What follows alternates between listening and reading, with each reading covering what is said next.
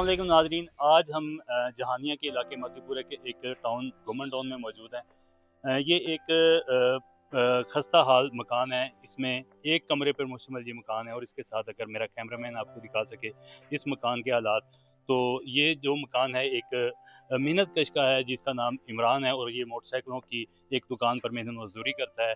तो इसके अलावा आप मज़ीद मकान के हालात देख सकते हैं और इनकी जो गुर्बत का अंदाज़ा जो है वो इस बात से लगाया जा सकता है मकान की हालत देखकर। तो ये मोहम्मद इमरान जो हैं वो वालिद हैं 4 बच्चों के। ये 4 बच्चे, इनमें से 2 बच्चों के जो हैं वो बच्चियाँ इनकी जो हैं वो थैलेसीमिया की मरीज़ हैं जिनको हर 4 दिन के बाद 8 दिन के बाद ब्लड लगता है। और ये अपने तमाम घर के अशिया और तमाम जो जायदाद बेचकर जो है वो अपने बच्चों पर लगा चुके हैं और मेहनत मजदूरी से भी महरूम हो चुके हैं। तो मोहम्मद इमरान मेरे साथ मौजूद हैं। इनसे पूछते हैं कि ये बच्चे कब से जो है वो थैलेसीमिया का शिकार है और आपने इनको कैसे कैसे इनका इलाज करा? भाई बचपन से लेकर ये आज तक ब्लड इनका लगता आ रहा है। 2 माह बाद ब्लड लगना शुरू हो गया था इनको। आज 13 साल उम्र हो गई। आज ब्लड इतना महंगा हो चुका है भाई, 6000 की बोतल देते हैं जहाँ से भी लेने जाए, और ब्लड मिल नहीं रहा यहाँ से। जहानिया से मैं 1 हफ्ता डेढ़ हो गया, ब्लड मिल जिससे भी बात करता हूँ वो कहते हैं आपके बच्चे हैं, आप सामभ लें। हमारे भी बच्चे हैं, हम अपने बच्चों को नहीं मार सकते, आपके लिए आपको ब्लड नहीं दे सकते। अब ये बताएं कि ये मकान जो है जिसमें आप रहाइश पजीर हैं, एक कमरे पर ये मुश्तमिल मकान है, ये आपका अपना मकान है? नहीं सर, किराए पे रहता हूँ सर। 3000 रुपया किराया है इस मकान का सर।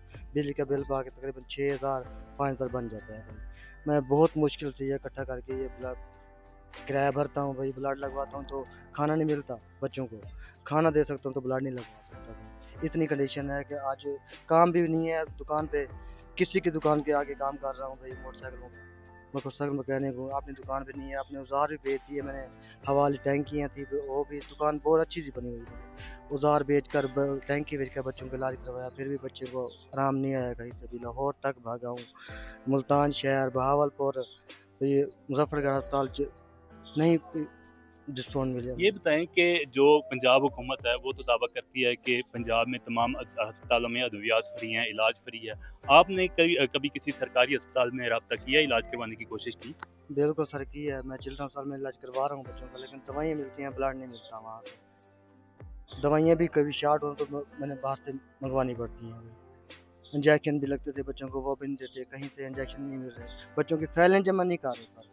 अच्छा, आप पंजाब हुकूमत से मोहतरमा मरियम नवाज़ जो इस सूबे की वज़ीर आला हैं, उनसे क्या मुतालबा करेंगे कि वो आपके साथ किस तरह ताउन करें? सर मैं यही मुतालबा करूँगा मरियम नवाज़ मैडम से, मैं बच्चों के लिए बच्चों का इलाज करवाया जाए और बच्चों की दवाइयाँ जो भी हैं ये मसाइल हल किए जाएँ, और मुझे मकान की कोई हो सके मेहरबानी तो मुझे मकान भी दिला कर दिया जाए।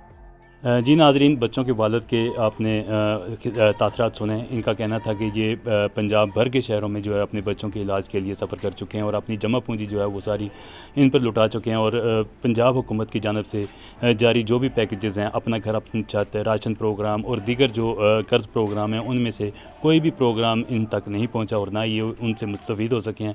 इस वक्त बच्चों की वालदा जो ख़ुद भी मेहनत मजदूरी करती हैं, घरों में काम करती हैं, वो भी हमारे साथ मौजूद हैं। उनसे पूछते हैं कि वो क्या कहेंगी इस बारे में। बच्चा मेरा बीमार है, इस वक्त उन्होंने ब्लड की ज़रूरत है। वो बीमार पे 4 दिन बाद उन्होंने ब्लड लगते।